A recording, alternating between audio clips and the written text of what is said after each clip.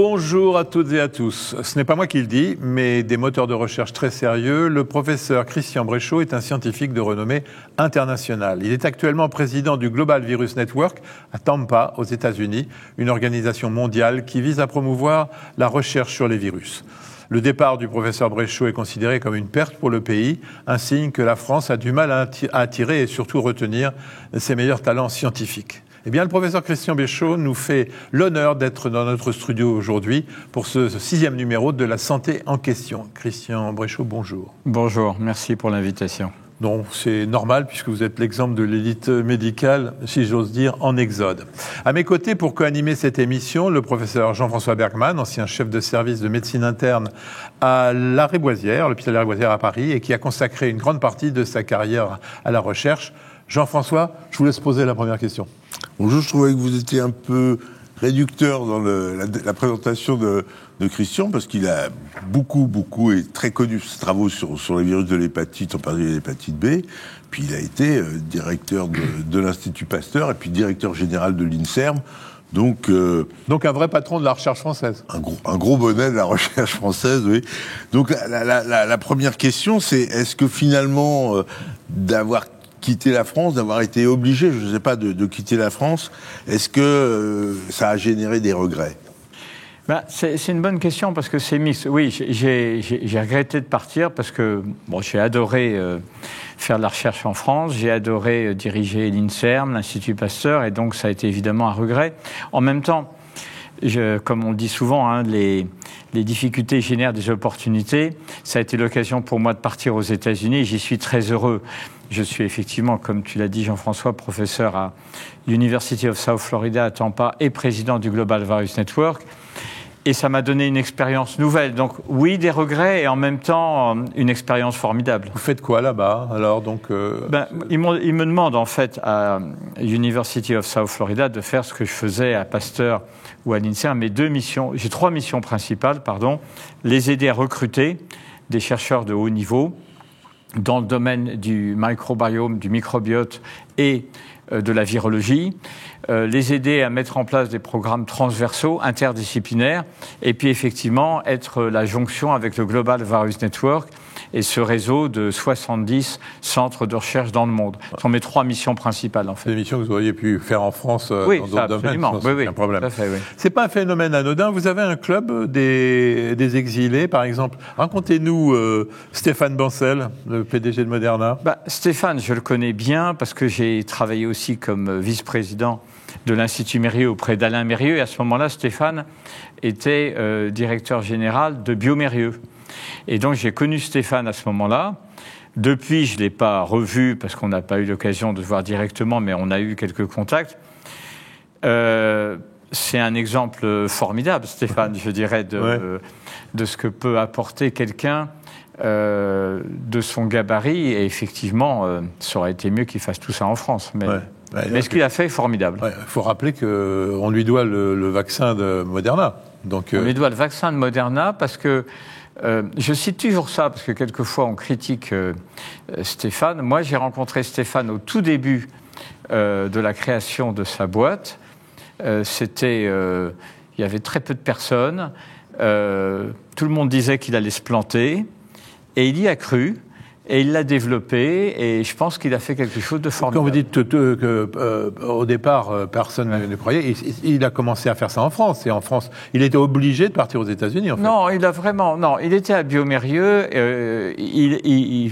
Il fallait qu'il aille aux États-Unis pour trouver effectivement la masse critique de chercheurs dans le domaine des ARN pour réellement développer. Mais enfin, on a d'excellents chercheurs en France, on va y revenir, y compris sur les ARN. On aurait pu imaginer de faire un Moderna en France. Voilà, c'est ça. Mais les conditions sont clairement pas remplies actuellement. Mais il se trouve qu'on l'a pas fait. Non, on l'a Et dans pas ce fait, monde de la recherche, qui est souvent en France en ébullition, mais elle est souvent aussi en crise, elle se plaint, mais silencieusement, on ne sait pas très bien, quand on est hors du monde de la recherche, quelle est la vraie souffrance, la vraie crise de la recherche française dans le monde de la médecine. D'abord, pour répondre à la question, je voudrais partir sur, puisque c'est quand même ce que je peux apporter, mon expérience aux US, et après on va arriver justement sur la France tout de suite. Les États-Unis, c'est un système à perte complet, la recherche.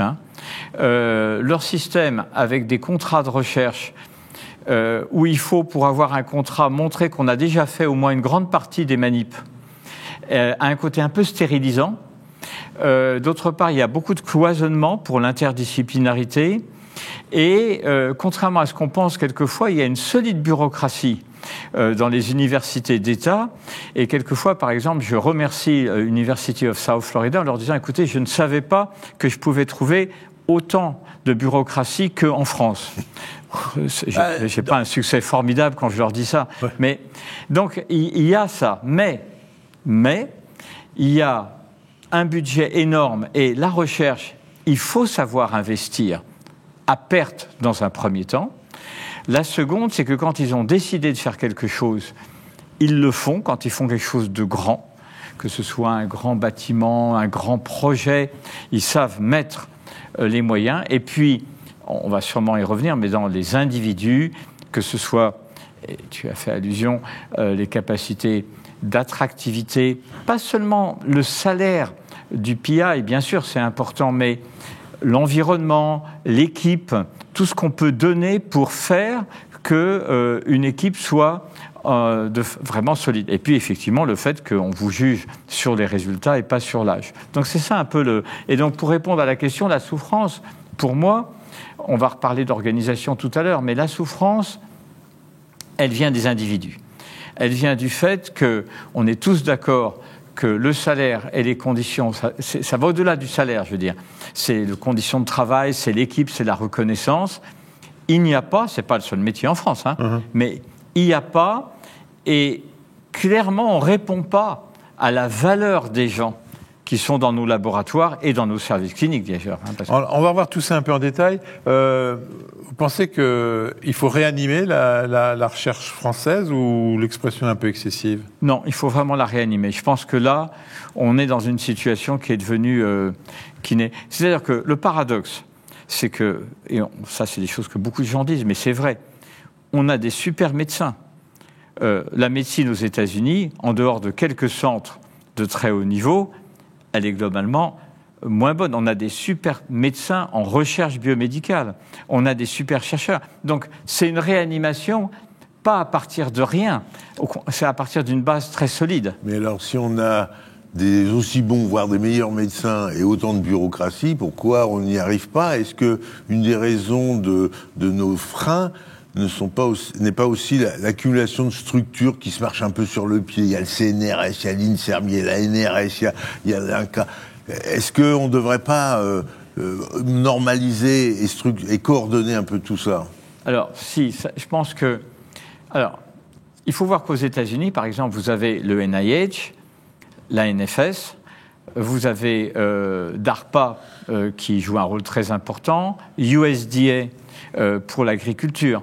Mais, et là on arrive complètement dans ce que tu dis, c'est le rôle des universités par rapport aux organismes de recherche est clair. Ce qui n'est pas le cas en France, on va y venir dans un instant.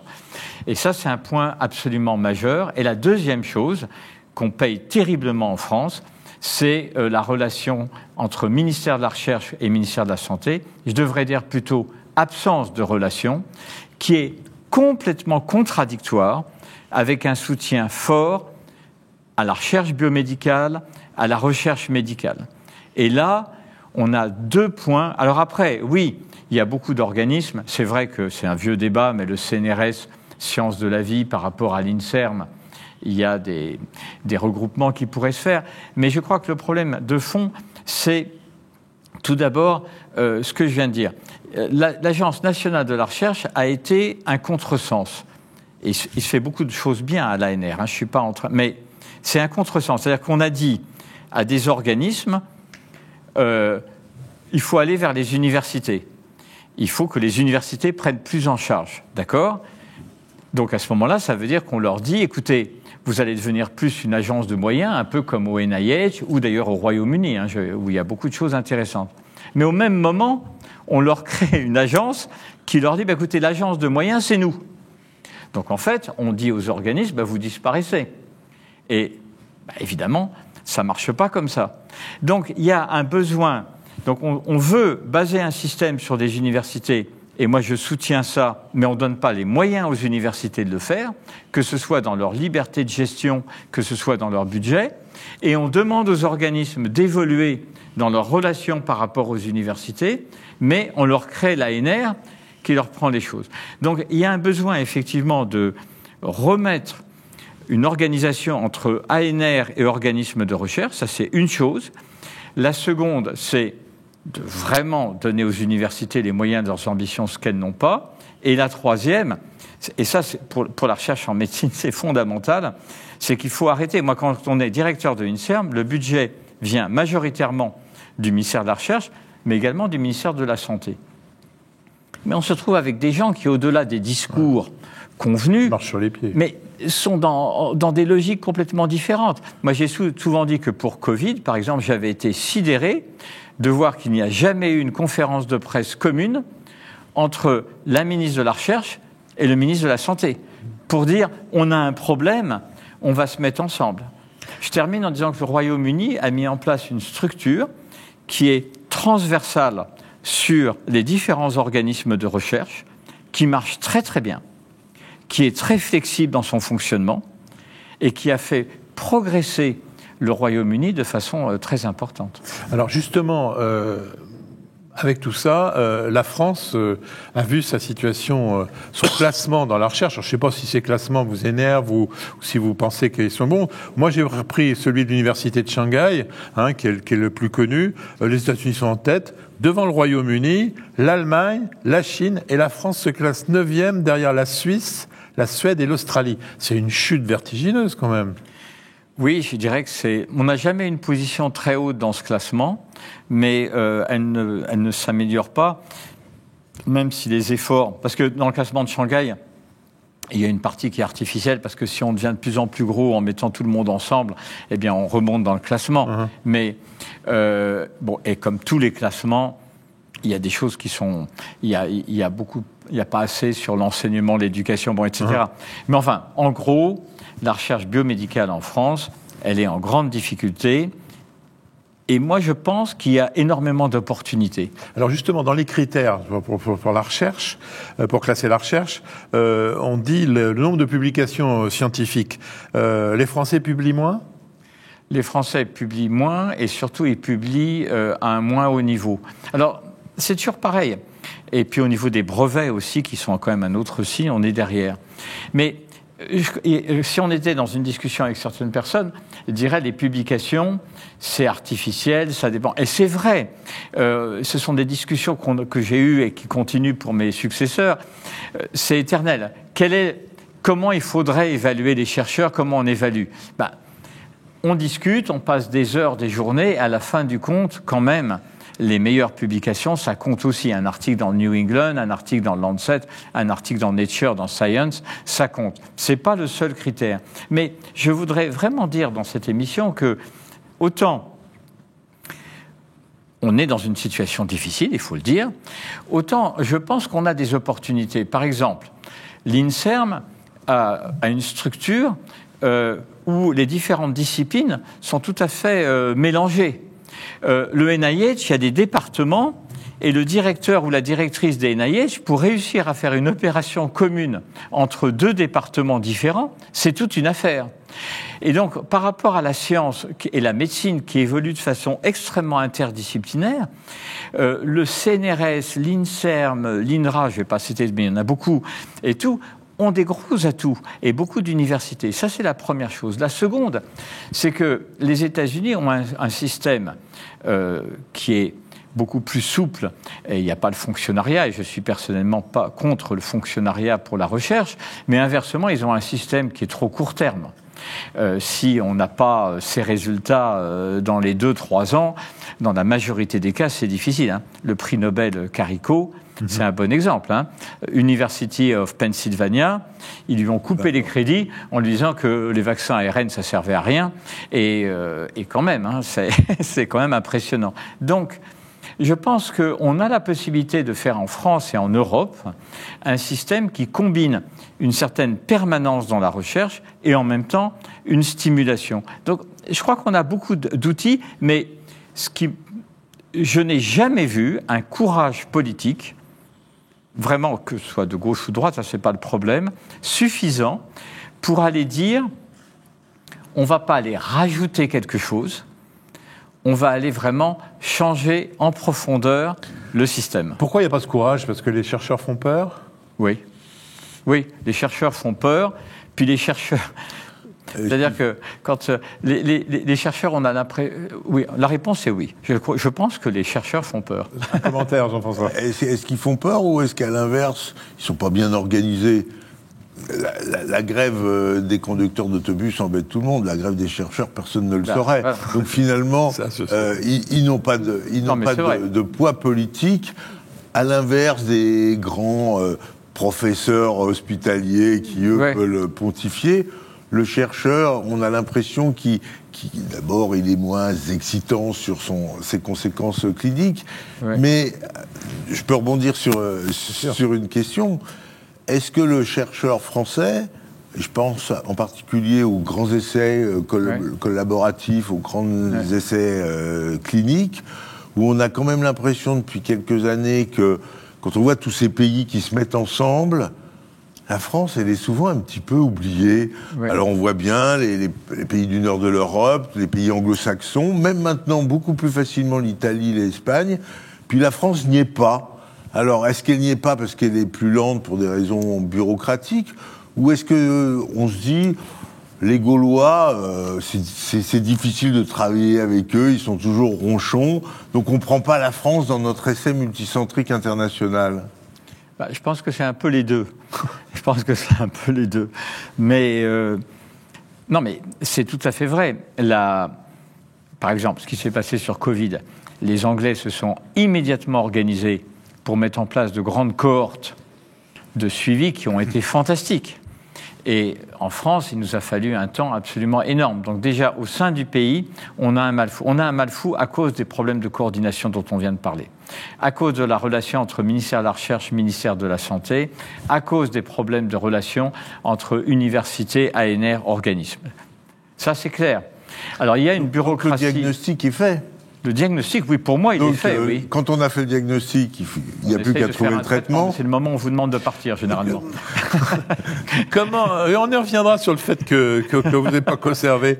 La collaboration internationale des Français, elle est perçue comment à Tampa? Et même, d'ailleurs, est-ce que vous êtes...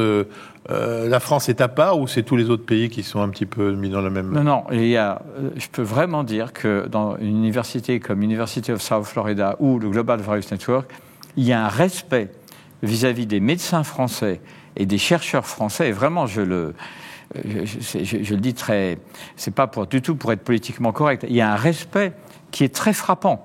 Et ce qu'on dit souvent aussi d'ailleurs, il y a un respect vis-à-vis de la qualité de la formation de nos jeunes qui est absolument remarquable. Donc il y a un vrai respect. On n'est pas du tout considéré comme une nation de seconde zone. On est considéré comme une nation un peu bizarre, qui bizarrement a du mal à faire revenir les gens dans son pays, a du mal à les retenir, qui effectivement a une petite tendance à être un peu ronchon gaulois, mais qu'on aime bien et qu'on cherche à attirer. Vous n'avez pas souffert, vous, à Tampa, de votre côté français? Au contraire, même. Non, ils adorent. Ils aiment bien. Ce français ronchon, il est aussi un petit peu génial dans ses idées. Il est un peu original. Vous faites du bien tous les deux. Après tout, pourquoi pas. Néanmoins, en entendant Christian Bréchot, on se dit... Ça peut s'améliorer, ça Moi, je pense, sincèrement, je pense qu'on a un fond vraiment, vraiment top et qu'on est bridé par des questions qui sont assez insupportables, en fait, quand on y réfléchit, parce que, je veux dire, si on était nul, pour parler de façon très familière, si on était nul, on serait nul. À ce moment-là, on peut faire beaucoup de choses, mais on se dit, il faudra peut-être 30 ans, une génération pour aller reformer, c'est un autre sujet. Mais là, c'est pas vrai. C'est pas vrai. Et les solutions, honnêtement, moi, je crois que beaucoup de gens les connaissent, mais on n'a pas la capacité, je trouve, de les voir réellement, enfin, de passer à l'acte. Alors, il y a aussi l'aspect innovation. parce qu'il y a cette transition entre l'invention et l'innovation. Là aussi, ce qu'il faut bien voir, quand on est au NIH, par exemple, les structures sont très, très rigides par rapport à un chercheur pour aller dans une biotech. Le NIH, on comparerait avec la France, ça serait l'INSERM. L'INSERM, okay, voilà, d'accord. Absolument. Okay. Et par exemple, à University of South Florida, moi, c'est parce que j'ai demandé une position permanente qui est mi-temps sur le plan administratif, même si je fais plus, que j'ai le droit d'avoir d'autres activités. Si j'étais plein temps officiellement, j'aurais beaucoup de mal à avoir des activités entrepreneuriales. Donc, mais néanmoins, la manière dont une université considérer l'activité entrepreneuriale d'un chercheur est très différente. Je ne sais pas comment dire. En France, d'abord, il y a eu beaucoup de progrès. Il faut dire les choses, il y a eu beaucoup de progrès. Mais il y a toujours quelque chose qui est que c'est un peu bizarre, quoi. Que c'est un peu... Il faudrait faire attention à, ne faudrait-il pas que, etc. C'est pas dans... Alors, je généralise, je ne dis pas que c'est partout pareil. Et ça, c'est quand même très important. Et puis, la France, ce qui est quand même très triste, a probablement un des meilleurs systèmes au monde pour l'encouragement précoce à la création d'une start-up. Ouais. Ce que le crédit impôt recherche, que beaucoup d'actions de la BPI, beaucoup d'actions de l'ANR d'ailleurs, etc., sont très positives. Le problème, c'est qu'il y a un peu un découplage entre des moyens qu'on met, absolument, mais alors après, une espèce de bureaucratie et de choses qui vous brident, et puis... Par exemple, quand un chercheur, par exemple, va avoir également une activité entrepreneuriale, il a une équipe. Il ne fait rien sans son équipe. Il voudrait que certains contrats de recherche qu'il a avec un industriel, il puisse en faire bénéficier son équipe. Ce sont des choses qui sont très compliquées en France, qui sont beaucoup moins aux États-Unis. Mais alors, en amont de la bonne gestion du crédit, il y a l'obtention de ce crédit. Oui. Et alors là aussi, c'est intéressant de comparer avec les États-Unis, mais on a l'impression que les chercheurs, qui sont des scientifiques, s'échinent à faire des demandes, de répondre à des appels d'offres, parfois de façon vaine, parce qu'ils savent qu'ils n'y arriveront pas, mais ils passent un temps fou, hors de leur recherche, à répondre à ces appels d'offres. C'est un travail extrêmement complexe, assez spécifique. Est-ce qu'il ne faudrait pas les décharger de ce travail et qu'il y ait des administratifs dont ce soit le métier? Parce que s'échiner à demander des crédits pour finalement ne pas les obtenir, tout ça, c'est du temps perdu pour la recherche. Alors, c'est un sujet vraiment... D'abord, là où je suis entièrement d'accord, et c'est une différence fondamentale, c'est que quand on fait une demande de grant, de contrat de recherche aux États-Unis, on va avoir du mal à l'avoir, mais si on l'a, on a vraiment beaucoup d'argent et on a la possibilité de travailler. Maintenant, ayant dit ça, en fait, ce qui me surprend toujours, c'est que mes collègues à USF, ils travaillent beaucoup sur des graines quand même. Autrement dit, c'est pas qu'ils sont déchargés. Parce qu'en plus, pour se faire recruter, il faut montrer qu'on a des contrats de recherche NIH. Quand par exemple, moi je suis chargé des recrutements, je suis arrivé au début un peu naïf avec certains dossiers top, et on m'a dit, mais Christian, c'est formidable, mais il n'a pas de contrat NIH, donc on ne peut pas. Pourquoi ? Parce que dans le système américain, et ça c'est vraiment formidable, quand on a un contrat avec les NIH, on reçoit son argent pour travailler, mais l'université va recevoir également de l'argent. Et donc le budget des unités va largement dépendre du nombre de contrats. Donc il y a un encouragement pour les chercheurs à faire des demandes de contrats, ce qui fait qu'ils y passent du temps. Mais la différence fondamentale, c'est qu'ils n'ont pas l'impression de grappiller en permanence sur... Et quand on a ce qu'ils appellent un R01, on est quand même tranquille pendant 4-5 ans. C'est quoi, un R01 ? C'est une des formes de contrat, c'est le Graal au NIH. Si vous voulez, si je peux donner un exemple, j'ai un neveu qui est un patron de la recherche océanographique à Perth. Oui. Il était en France, tranquille, mais ça avançait pas. Il était engagé à Perth parce dans son contrat, il est bien dit qu'il doit chercher des financements. Oui. En France, on ne lui avait jamais demandé. Voilà. Donc, exactement, mais exactement. Un chercheur aux États-Unis, ça gagne bien sa vie comparativement à la France ? Ça gagne de façon incomparable sa vie par rapport à la France, même si, bien sûr, le coût de la vie est bien différent. Ouais. Et puis, c'est toujours pareil. quand on parle du salaire, il faut toujours penser à l'assurance santé, aux choses comme ça. Donc, mais si vous voulez, autant un postdoc va gagner quand même nettement mieux aux États-Unis qu'en France, mais quand on met tout en parallèle, la différence est moins importante que ce qu'on peut voir au départ. Autant quand on devient réellement un investigateur principal aux US, oui, le salaire est vraiment nettement supérieur. Sans le côté pantouflage de la France, c'est-à-dire où vous pouvez être chercheur en France et rien trouver, et être tranquille jusqu'à votre retraite. C'est le problème du fonctionnariat, c'est-à-dire qu'il faut trouver, c'est ce que je voulais dire tout à l'heure, je pense, l'Europe a pour moi un modèle de carrière dans lequel on pourrait donner une certaine permanence, parce qu'il faut du temps à la recherche, on est tous d'accord, et en même temps une stimulation. Le système, à mon avis, américain est trop court terme. Le système français, évidemment, n'a pas de sens, en fait. L'honnêteté, c'est de dire ça.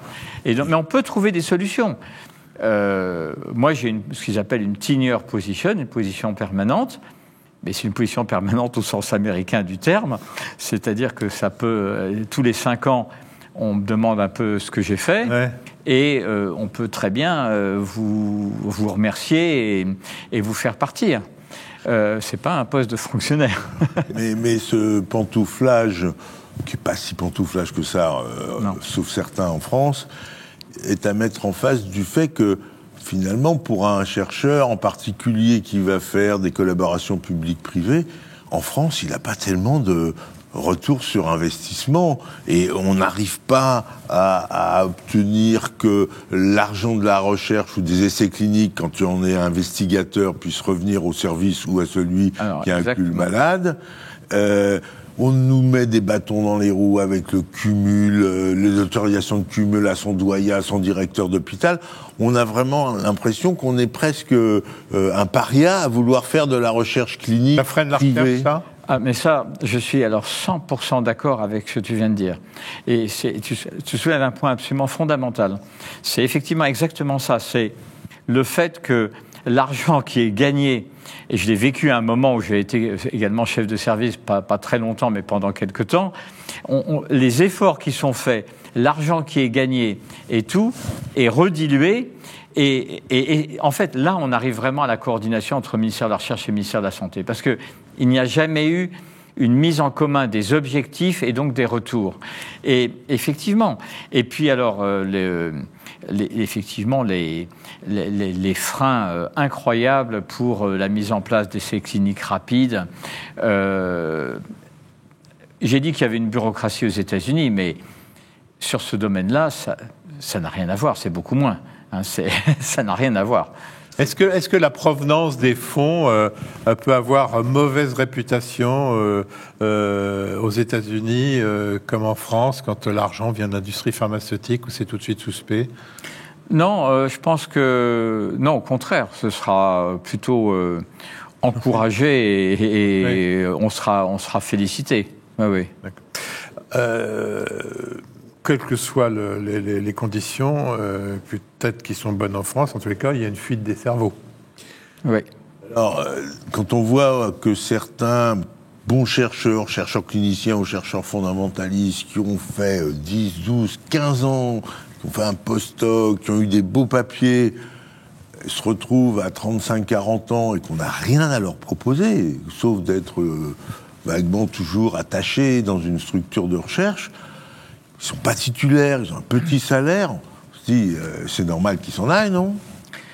Oui, absolument. Je pense que là, on revient sur la notion au sens américain, de package, d'offre globale qu'on peut donner à quelqu'un, qui consiste à lui dire, non seulement on va vous donner une position, on va vous donner de l'argent, mais on va vous donner une équipe qui va aller avec. Parce que, pour revenir à ce que tu as dit, autant je suis contre personnellement le fonctionnariat, autant je suis absolument d'accord qu'il y a assez peu de chercheurs en France qui ne font rien. C'est pas tellement le problème. Et encore une fois, la majorité, pour moi, des chercheurs que j'ai connus à l'INSERM, sont des bons chercheurs.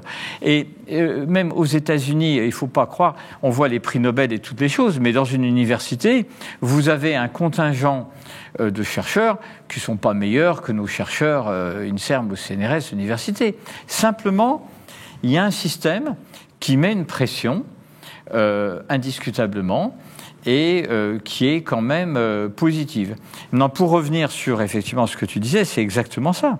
C'est-à-dire que on ne peut pas demander à des gens de faire le parcours du combattant qu'on leur impose pour ne pas leur donner des choses qui soient attractives. Alors je ne dis pas du tout qu'il n'y a pas eu des choses de fait, hein. On ne va pas les détailler, mais on voit bien avec des chaires d'excellence, avec il y a quand même...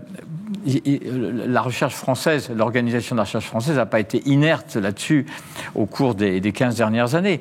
Mais on met en place des choses, dont certaines sont très bien, mais on ne traite pas en même temps le fond du problème. Quand le général de Gaulle était là, il y avait quelque chose qui s'appelait la DGRST.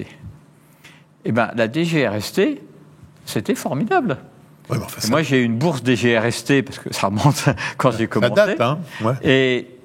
Et depuis, rien. Il y a eu des propositions. D'ailleurs, je me rappelle que Dubernard, député qui malheureusement est décédé, avait fait une proposition un peu dans ce sens-là. Et tout ça est toujours joyeusement balayé. Alors, il y a toujours la crainte que, ça coûte cher. Et deux, des résistances d'organisations diverses. Mais parlant de budget, je redis, les NIH, les NSF, etc., c'est un investissement massif d'un pays qui accepte qu'une grande partie de cet investissement soit à perte. En France aussi, non ? En France, on accepte que ce soit à perte, mais enfin, on en met beaucoup moins. Donc, ah oui, Et Christian Bréchot vient de parler d'une pression qu'il a dénommée positive. Et moi, je me demande si en France, on n'a pas de temps en temps une pression négative dans l'obsession technico-réglementéro-éthico-sécuritaire, avec la CNIL informatique qui fait de l'éthique, les CPP qui font de l'informatique, la NSM qui fait de la méthodologie. Autrement dit, pour avoir l'autorisation de faire une recherche clinique, il faut toute une série d'autorisations des instances qui se marchent les unes sur les autres et qui sont, à mon avis, extrêmement freinatrices, non ? Oui, et c'est surtout le mot qui se marchent les unes sur les autres, parce que là aussi, par exemple, à University of South Florida, là, par exemple, il se trouve qu'aujourd'hui, je suis en train de terminer une demande de contrat de recherche, de grant. J'ai dû cocher un nombre de cases réglementaires sur un nombre de choses très importantes. Mais, effectivement... Plaisir pour le jeune chercheur français de savoir que de l'autre côté de l'Atlantique, un chercheur senior a aussi à cocher des cases. Absolument. Et ça me fait beaucoup de bien au cerveau. Mais... comme tu dis, je sais que j'ai un endroit où je dois aller pour aller cocher ma case. Je ne vais pas avoir trois trucs qui vont se contredire, etc. Mais je pense qu'on revient toujours au fait que moi, c'est une chose que j'ai vécue aussi bien à Pasteur qu'à l'INSERM. Quand vous avez, ce que je disais toujours, quand vous avez un individu qui est brillant, un ou une, et en gros, ce sont des gens qui simplifie la vie du directeur de l'INSERM ou de la directrice de l'INSERM, parce qu'ils se débrouillent. Ils se débrouillent. Même si c'est compliqué, ils trouvent des contrats, ils sont smart, ils font les choses. Et donc, le point essentiel, c'est les individus. C'est ce qu'on dit, c'est-à-dire que s'il fallait choisir entre aller mettre le CNRS avec l'INSERM, des choses comme ça, oui, mais ce n'est pas la première chose. La première chose, c'est ce qu'on dit sur libérer des gens qui méritent qu'on les libère et qui sont top. Ils ne sont pas du tout inférieurs. Donc on aurait besoin d'un organisme unique qui... Non, je ne dirais pas un organisme unique, parce que je dirais une coordination. Là, je trouve, on aurait besoin d'universités d'abord à qui on ne demande pas de se battre les poings liés dans le dos, parce que c'est-à-dire qu'une université veut attirer un chercheur, évidemment dans des limites à respecter, mais on peut se donner les moyens de faire de façon rapide un paquet. Et ça dépend d'une université qui peut s'entendre avec l'INSERM ou avec le CNRS sur des choses. C'est comme ça que ça marche. Alors après, je pense que ce qu'ont fait les Anglais, enfin au Royaume-Uni, de faire c'est UK Biomedical, enfin, qui est un endroit où ils ont des représentants de chacun des organismes et ils travaillent vraiment ensemble. Ils travaillent vraiment ensemble et ils ont de l'argent. Et la volonté peut venir de qui en France de ça? Ah ben ça, c'est le pouvoir politique en place. Hein. Pouvoir politique oui. en place. Notre fardeau, finalement, on a du mal à trouver des crédits, on a du mal à trouver des centres collaboratifs. Mais après, il y a un autre fardeau terrible, c'est le contrôle. On est contrôlé, on est contrôlé par l'HCERS, on est contrôlé par l'ANR, on est contrôlé par les universités. Est-ce qu'on ne pourrait pas lever un peu le pied sur les contrôles à tous les étages qu'il y a en France ? Si, moi ça je suis d'accord, parce que ça c'est vraiment quelque chose qui fait une différence. Ouais. Aux États-Unis, on est contrôlé par les résultats qu'on a. On est contrôlé par le succès. On est contrôlé par l'argent qu'un chercheur va faire venir dans une université du fait des contrats de recherche qu'il ou elle aura avec le NIH ou la NSF. C'est ça le contrôle. C'est pas un contrôle, c'est en fait une évaluation du succès. Et les universités qui marchent sont les universités qui ont du succès. Et effectivement, c'est... Alors, comme toujours, hein, il y a des choses bien qui se font. La CERS, il y a quelquefois une possibilité qui est donnée d'évaluer dans des universités la qualité d'une université. Ça peut aider même un président d'université. Non, je dis pas que... Mais effectivement, on contrôle des gens qui ont souvent même pas reçu d'argent au départ. Et c'est pas le premier point. C'est pas le premier point à résoudre, en fait. Donc ça, c'est un fait. Je voudrais terminer sur la fuite des cerveaux par 2 points. Le premier, alors, c'est qu'il y a des fuites qui se passent à l'intérieur du pays. Vous en êtes un exemple. Vous êtes passé de l'Institut Pasteur à l'Institut Mérieux, une entreprise privée. À l'époque, certains avaient vu ce départ comme le signe de la fuite des cerveaux scientifiques français vers le secteur privé. Oui, il y a ça aussi, oui. En fait, c'était de l'INSERM à l'Institut Mérieux et ensuite à Pasteur. Oui, bien sûr. Mais même quand j'étais à l'Institut Mérieux et que j'étais candidat à Pasteur, alors que j'adore Pasteur et qu'il y a des gens formidables, je sais qu'il y avait certaines personnes à Pasteur que ça gênait un petit peu qu'on recrute un directeur qui venait du privé. Ouais. Oui, ça fait partie effectivement des choses qui ont quand même bien évolué en France, mais c'est une discussion qu'on n'aurait pas aux US, ça c'est un fait. Autre sujet sur la fuite des cerveaux, on dit toujours que c'est négatif, mais on pourrait peut-être de temps en temps se dire que ça peut être positif. Pour un chercheur français d'aller aux États-Unis, c'est pas une fuite, c'est-à-dire une amélioration de ce qu'il est, non ? Alors ça c'est très vrai. Alors il faut distinguer 2 choses. Il y a la phase du post-doc où c'est génial d'aller à l'étranger, à condition qu'on les fasse revenir, mais c'est génial d'aller à l'étranger. Et puis je suis tout à fait d'accord, pour des gens plus seniors, aller passer quelques années à l'étranger, mais pour ça, il faut qu'on leur donne une liberté. C'est-à-dire, actuellement, une personne qui a des responsabilités cliniques dans un hôpital ou des responsabilités de recherche dans une unité de recherche, je sais pas, une CERM, CNRS ou autre, eh bien, aller dire je pars 5 ans, mais j'aimerais bien pouvoir revenir. Oui. Parce que c'est toujours ça. Il faut pouvoir revenir. Sinon... Parce que les chercheurs, les bons chercheurs français, ils sont très retenus aux États-Unis. Il y a vraiment une politique de les garder. Oui, pas plus, pas moins que les autres nationalités. Oui, non, mais les chercheurs... À partir du moment où quelqu'un arrive et qu'on le trouve bon, les présidents d'universités locaux, oui, ils vont... Vous m'avez tous les deux dit que la recherche médicale française, c'était un secteur en manque d'attractivité. Elle travaille, hein, elle produit, elle produit des belles réalisations, mais on a toujours l'impression qu'il manque un petit peu des pièces ou du ciment. Si on vient à l'INSERM, par exemple, l'INSERM a la réputation, mais posant la question à un ancien directeur d'INSERM, c'est idéal, de ne pas aimer la recherche clinique, de considérer que ça c'est fait pour l'industrie pharmaceutique ou bien pour les PHRC, les projets hospitaliers de recherche clinique. Et donc on a l'impression que l'INSERM est noyauté ou, disons, dirigé plutôt par des fondamentalistes, par une recherche plus fondamentale ou descriptive.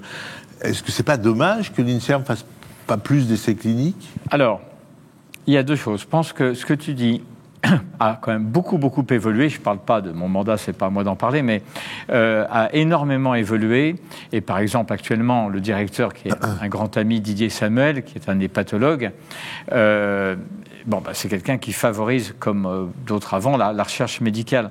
Le problème, c'est que... Mais il y a quand même, c'est vrai, il y a quand même un petit noyau, peut-être on peut dire un gros noyau, où effectivement il y a une méfiance vis-à-vis de la recherche clinique. Est-ce que faire une recherche clinique, c'est de la recherche ?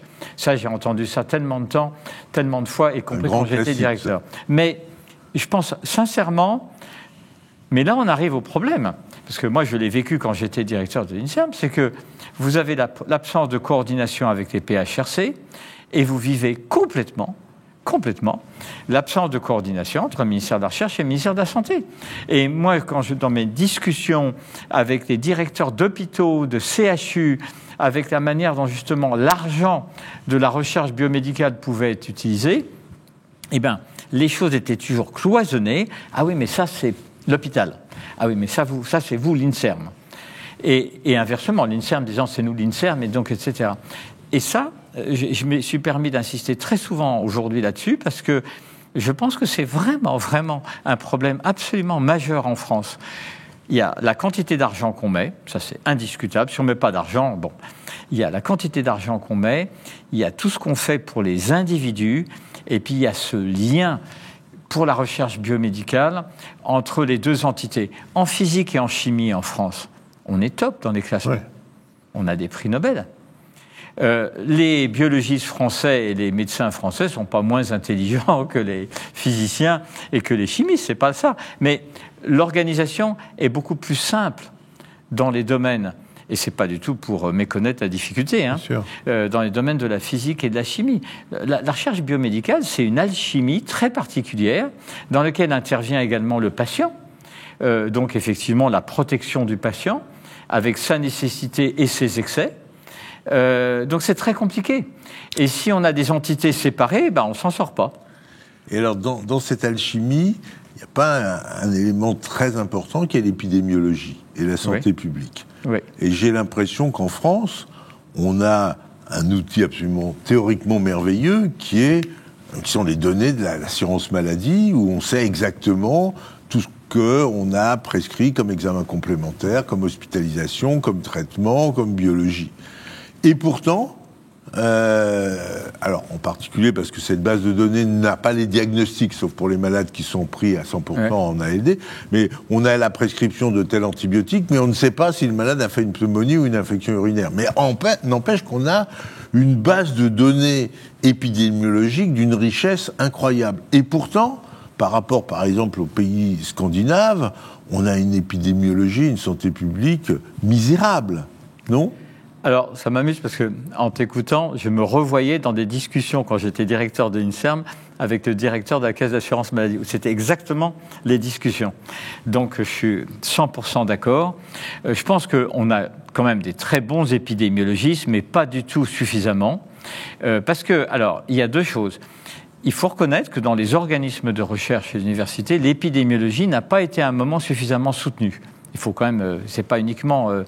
Mais ensuite, oui, bien sûr, il y a des pesanteurs absolument incroyables. Alors je crois qu'il y a eu des progrès, je suis pas capable d'en parler au cours des années précédentes par rapport aux relations avec l'assurance maladie, mais ça reste vrai. Et effectivement, c'est ce que tu dis, les pays scandinaves ont une épidémiologie qui est basée sur la réalité du terrain. Et la réalité du terrain, c'est effectivement les assurances maladie. Parce que là, on sait bien ce qui se passe. Donc, c'est un secteur indiscutablement encore à développer. Je ne dirais pas que l'épidémiologie est misérable, mais parce qu'on a vraiment des grands épidémiologistes. Mais on n'en a pas assez. On n'a pas assez. Donc, Monsieur Lemoine, il faut inviter le directeur de la CNAM pour lui demander s'il veut bien faire de l'épidémiologie. Il y a un autre point sur lequel vous vouliez insister, c'est-à-dire qu'en France, on critique beaucoup l'hôpital, mais on a des services de médecine, de recherche clinique de pointe, non ? Oui, alors, non, mais je pense la PHP, mais aussi beaucoup de CHU français sont d'une qualité médicale indiscutable, même si la crise actuelle est évidente.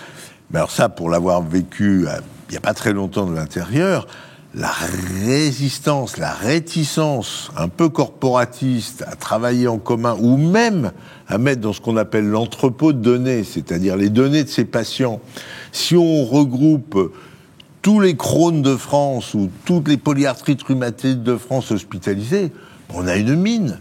Mais c'est long, on est obsédé par le risque de fuite, on est obsédé par l'anonymat, on est obsédé par l'autorisation patient, on est, pour certains, obsédé de ne pas vouloir donner ces données pour les agréger avec celles des autres.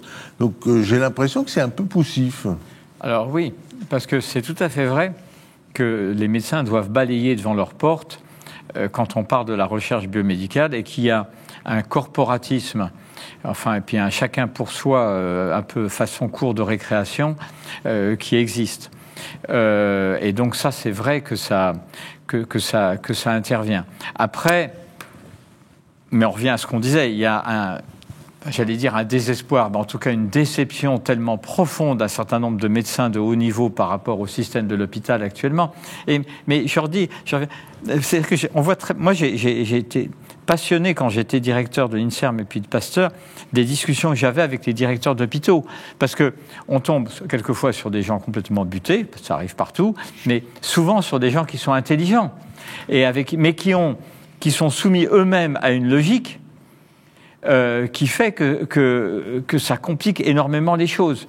Et on revient toujours au fait que, au-delà des mots, au-delà des beaux discours, dans la réalité des choses, je n'ai jamais vu en France un vrai moment où on dit la recherche biomédicale, c'est une priorité. Et on va se donner les moyens de mettre les gens ensemble là-dessus. Que les hôpitaux, on puisse ne pas les soumettre à une logique où quand il y a un contrat de recherche qui arrive, la première réaction, c'est de le prendre pour aller financer un salaire d'infirmière qu'on n'est pas capable de donner, plutôt que de le donner au service qui a eu ce contrat de recherche pour qu'il ou elle développe de façon très rapide un projet magnifique. Et etc., etc., etc. Une dernière question avant de passer à vos conclusions, parce que l'émission va se terminer dans pas très de temps. On critique un peu l'éthique de la recherche aux États-Unis. Qu'est-ce que vous pouvez dire, vous qui connaissez les deux ? Moi, je trouve pas. C'est toujours pareil. C'est un pays énorme où il y a schématiquement environ 5 fois plus que. Donc, comme toujours, vous trouvez des gens qui ne respectent pas des règles, malheureusement, je dirais. Mais globalement. Je dirais ni plus ni moins que dans d'autres pays. Il n'y a pas de différence flagrante entre les deux Non, pays. il y a des exemples qui sont très visibles dans certains sujets. Bon, par exemple, il y a eu tout ce qui s'est passé au niveau des opioïdes, enfin, de la famille Stalker. Enfin, il y a des scandales. Et comme ce sont des fortunes absolument énormes et des essais absolument énormes, c'est extraordinairement visible. Mais non, je ne dirais pas que l'éthique est inférieure. Je pense que... non, je pense pas. Une question personnelle avant qu'on se quitte. Vous regrettez d'être parti si tard aux États-Unis ? Non, en fait, non. J'ai adoré être ce que j'ai fait même avant d'être à l'INSERM, quand j'étais médecin chercheur. J'ai beaucoup aimé être à l'INSERM, à l'Institut Mérieux, à Pasteur. C'est des expériences magnifiques. Et je pense que ça m'a donné un avantage énorme de l'avoir fait par rapport à mon positionnement actuel. Donc, non. Vous dites « nous » quand vous parlez de la recherche française. Ça m'a surpris. Vous dites oui, nous. Oui, donc, c'est vrai, oui, je suis encore dedans. Vous êtes encore dedans. Une conclusion, Jean-François, avant de se quitter. Non, je crois que c'était très intéressant. Moi, je retiens de ça, d'une part, que les gens sont bons, les idées sont bonnes. On n'a pas tant que ça. Je pensais qu'on allait beaucoup parler d'argent, il faut plus d'argent. Ben, on n'a pas tant que ça de parler d'argent. Ah oui, enfin, quand même. Mais on a l'impression qu'on a beaucoup parlé coordination, travail en commun, cloison. Et donc, finalement, moi, ce que je retiens de tout ça, c'est que on a les ingrédients. Il suffit d'améliorer un peu la sauce et on devrait pouvoir y arriver. Donc, on n'a pas besoin d'un pognon de dingue. Non, je pense pas qu'on a besoin d'un pognon de dingue. On a besoin de gens intelligents. Ce que Christian Bréchot disait, c'est-à-dire qu'il y a des gens vraiment très bien, sauf qu'ils sont cadenassés par des structures. Donc il faut plutôt penser structure. Sauf qu'ils s'en vont. Mais avant votre conclusion, vous êtes consulté quand même? Oui, j'ai participé à... Moi, j'ai participé à des groupes de réflexion depuis très tôt dans ma carrière, qui n'ont jamais servi à rien. Ça a été la caractéristique commune. Et je répète toujours la même chose, donc c'est pas non plus très fatigant pour moi. Oui, j'ai participé encore il y a 1 an à des groupes de réflexion, mais globalement, dans mon expérience, ils n'ont servi à rien, en fait. Hein. Alors, votre conclusion, c'est une quête de renaissance ou un dossier perdu? Moi, je pense c'est pas un dossier perdu. Il faut ce qu'a repris Jean-François. Il faut quand même un peu de pognon sur les salaires, sur les choses, là, quand même, pour reprendre l'expression. Non, c'est pas un dossier perdu. C'est pas un dossier perdu. Mais c'est un dossier qui, quand même, qui a vraiment besoin qu'on s'en occupe maintenant. Vraiment maintenant. Merci. La recherche française en santé est confrontée à de nombreux défis. Il est nécessaire de prendre des mesures pour surmonter ces défis et permettre à la France de retrouver sa place de leader en recherche de santé. Merci à vous deux. Merci à votre fidélité. On se retrouve dans 2 semaines. En attendant, portez-vous bien.